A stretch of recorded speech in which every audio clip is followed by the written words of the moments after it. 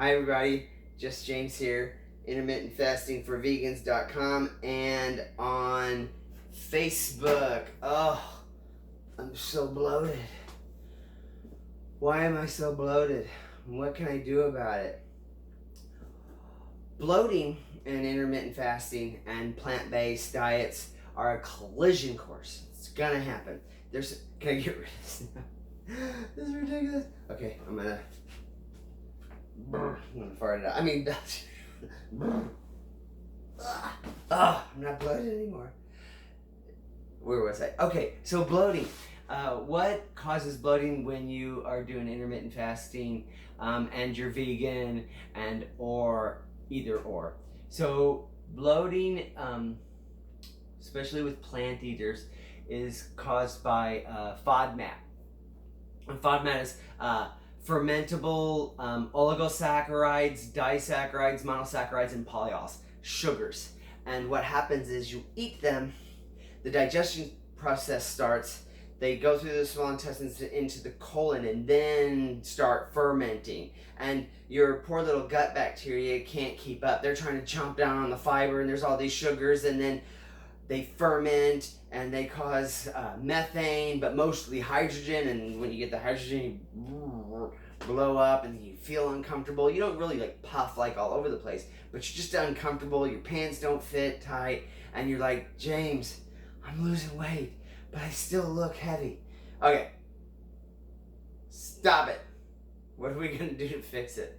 Okay, so FODMAP, what can we do? The biggest culprit is cruciferous vegetables like kale and rocket or arugula and broccoli and cauliflower and things like that.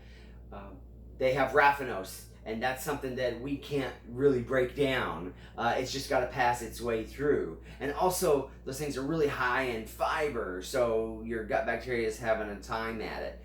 A couple of things you can do is sneak up on the cruciferous vegetables. Start adding them a little bit at a time. I really hate to tell you to not have them raw. You can ferment them, but that's a process, and it includes some sodium and brine and all that, whatever. I'm not going to explain how to do that here. But if you do need to cook them, it's still not going to take away all of the raffinose, but it might make it a little bit more comfortable to digest. But there's important things to do so that you don't lose the sulforaphane, because if you add heat to any cruciferous vegetable without doing certain procedures, you're going to lose your sulforaphane, and then you're just going to lose the reason why you're eating cruciferous vegetables. So you need to chop them up, wait 45 minutes so that a special coating wraps around it, and then you can cook it and be safe. Or if you don't want to wait, you can use mustard seed ground and add that to it if you don't mind the flavor, or if you're flavoring with a bunch of other stuff, then you will you won't lose your sulforaphane that way. It activates the actual substance that's caused by the chopping. We could go about that for the rest of the time, but you don't need. You just want to know how to stop bloating. So slow down. Another thing is eating too fast. You're swallowing a bunch of air, and you can bloat that way. And how do I fix that? Okay, all right, I'll get to it. Your gut bacteria are freaking out. It's got all this fermentation. It's like, hey man, here, give me another. Man, that was great. And then it's having a nice big belch in your belly, and then you have to do something about it.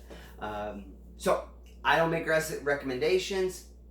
I'll tell you what I do for me is, for an immediate fix, some product like Abino.